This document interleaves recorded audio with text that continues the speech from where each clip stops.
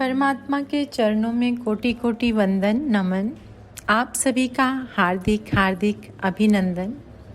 किसी ने बहुत सुंदर बात कही है कि जहाँ पर सुमति है, अच्छी बुद्धि है, सुबुद्धि है, सम्यक बुद्धि है, वहाँ संपत्ति हमेशा रहती है। संपत्ति वहाँ कभी ख़त्म नहीं होती है।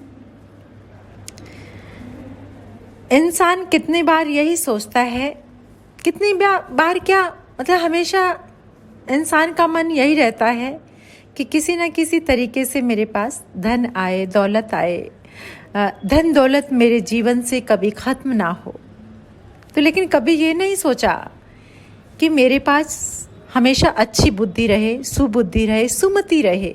मेरी जो बुद्धि है वो हमेशा सम्यक रहे, क्योंकि जहाँ न्याय और सदाचार की सुमति होती है वहाँ संपत्ति का निवास होता है, और जहाँ अन्याय दुराचार की कुमति होती है वहाँ पर हमेशा विपत्तियाँ ही विपत्तियाँ आती रहती हैं।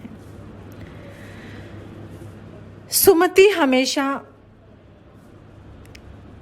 संतोष रूपी धन देकर हमें सुखी बनाती है, क्योंकि जिसके पास अच्छी बुद्धि होगी वो थोड़ी सी चीज़ में भी सेटिस्फाइड रहेगा, प्रसन्न रहेगा, खुश रहेगा। और जहाँ पर कुमति होगी वहाँ पर वो व्यक्ति हमेशा परेशान रहेगा, दुखी रहेगा। इच्छाएं, कामनाएं, तृष्णा उसकी बढ़ती ही रहेगी, जो उसके लिए हमेशा दुख का कारण बनेगी। सुमति के कारण ही संपत्ति का सदुपयोग होता है, क्योंकि जिसके पास अच्छी बुद्धि होती है वही धन का सदुपयोग करता है। उसे पता है कि इसका व्यय कैसे करना है, इसको कैसे खर्च करना है।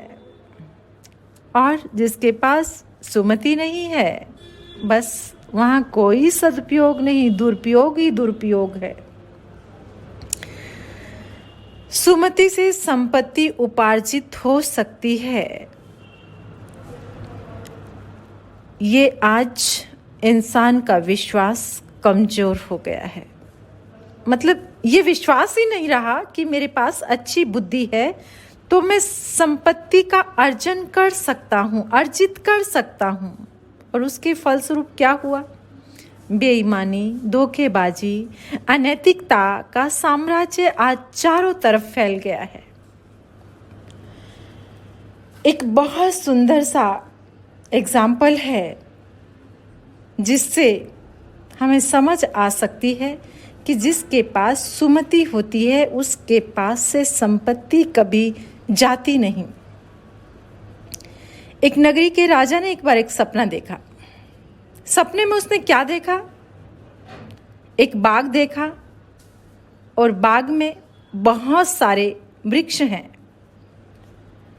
उस वृक्ष पर जितने पंछी बैठे हैं सारे उड़कर दूर चले जा रहे हैं। पक्षी तो जा ही रहे हैं, साथ में बाग में जो सुंदर फूल खिले हुए हैं वो भी गायब होते जा रहे हैं। देखते देखते उद्यान, बाग, बगीचा एकदम वीराना हो गया। ये सब देखकर राजा बहुत घबरा गया और उसकी आंख खुल जाती है। आंख खुल जाती तो बेचैन हो जाता, इतना विचित्र सपना। सुबह जब दरबार लगता है तो राजा ने ज्योतिषी को बुलाया। ज्योतिषी ने आकर स्वप्न शास्त्र के आधार पर राजा को कहा, राजन ये सपना अच्छा नहीं है। आपके राज्य में पीढ़ियों से जो लक्ष्मी का वास रहा है, अब किसी कारण से लक्ष्मी यहां से जाना चाहती है। राजन, ये सपना तो आपके लिए केवल चेतावनी था, एक सूचना था। राजा चिंतातुर हो जाता है और दरबार में बैठे सदस्यों को संबोधित करते हुए राजा कहता है कि हमारे राज्य से लक्ष्मी क्यों जाना चाहती है? अगर इसका कोई कारण जानता है तो तुरंत मुझे बताए। पूरी मंत्री परिषद बैठी हुई थी तो किसी बुजुर्ग ने कहा कि आपके इस विशाल राज्य में लक्ष्मी का एक भी मंदिर नहीं है। इस भूल का दंड देने हेतु माता लक्ष्मी यहाँ से जाना चाहती है। राजा को बात जंच गई। उसने तत्काल आदेश दिया कि जल्दी से जल्दी लक्ष्मी जी का मंदिर बनवाया जाए। राजा के आदेशानुसार शीघ्र मंदिर का निर्माण होने लगा। 3-3 प्रकोष्ठ वाला मंदिर बनकर तैयार हो जाता है। लक्ष्मी जी की आदमकद भव्य प्रतिमा बनकर तैयार हो गई। शुभ मुहूर्त में प्रतिमा की स्थापना की तैयारियां हुई। निश्चित समय पर राजा अपने परिवार को साथ में लेकर आया। बड़ा अनुष्ठान किया गया, लेकिन प्रतिमा वहां स्थिर नहीं हुई। यानी जहां पर प्रतिमा को स्थिर करना चाहते थे वहां स्थिर नहीं हुई। पुरोहित, ज्योतिषियों को पुनः बुलाया गया, किंतु वे समस्या का समाधान नहीं ढूंढ सके। आखिर विवश होकर प्रतिमा की स्थापना का जो कार्य था वो स्थगित कर दिया। अब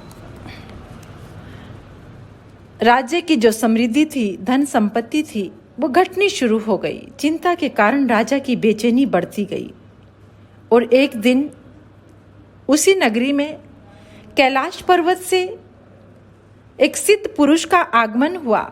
राजा तुरंत योगी के चरणों में पहुंचा और अपनी सारी कथा सुनाई। बड़ा दुखी था राजा।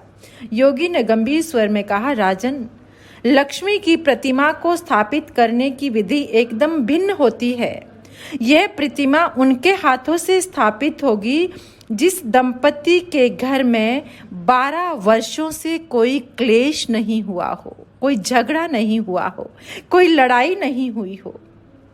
राजा ने योगी के कथा अनुसार राज्य में घोषणा करवा दी, लेकिन सारे राज्य में कोई भी ऐसा घर नहीं मिला जहां क्लेश ना हुआ हो। राजमहल तक कलह से मुक्त नहीं था। राजा सहित सभी चिंतित थे। अब क्या किया जाए? कहां से ऐसे दंपति मिलेंगे जिनका आपस में कभी झगड़ा ना हुआ हो? ये सोचकर सभी चिंतित थे, परेशान थे। अब क्या होगा? राजा की उसी नगरी से दूर जंगल पार करके एक छोटा सा गांव था। वहां एक किसान रहता था। उसके परिवार में सभी के बीच में एक अद्भुत एकता थी। आपस में एक दूसरे के लिए प्रेम तथा सद्भावनाओं की कमी नहीं थी। वह किसान उन्हीं दिनों राजा की नगरी में आया। तब उसे पता लगा कि लक्ष्मी की प्रतिमा स्थापित करने के लिए ऐसे दंपति की आवश्यकता है जिसके घर में 12 वर्ष तक गृह क्लेश नहीं हुआ हो। किसान ने घर जाकर परिवार के समक्ष ये बात रखी। सभी ने मिलकर राय दी कि राजा पर बड़ा संकट आया हुआ है, हमें उसे दूर करना चाहिए, प्रयास करना चाहिए हमें सभी को। जहाँ प्यार हो वहाँ विचार भी सुंदर ही आते हैं हमेशा, और अच्छी बात ही सोचते हैं सब लोग जहाँ प्यार होता है। विभिन्नता में एकता स्थापित करने का अधिकार सुमति यानी अच्छी बुद्धि को ही प्राप्त होता है। विपरीत परिस्थितियों में अगर अच्छा सोचा जाए तो समझ लेना वहाँ सुमति है, अच्छी बुद्धि है। यही कारण था कि सभी की राय एक ही स्वर में प्रकट हुई और दूसरे दिन किसान अपनी पत्नी के साथ राजा की नगरी में उपस्थित हुआ। किसान से मिलकर राजा बहुत प्रसन्न हुआ तथा उनके साथ मंदिर में गया। विशाल जनसमूह के साथ किसान और उसकी पत्नी मृणाला मंदिर की भव्य वेदी पर पहुंचे।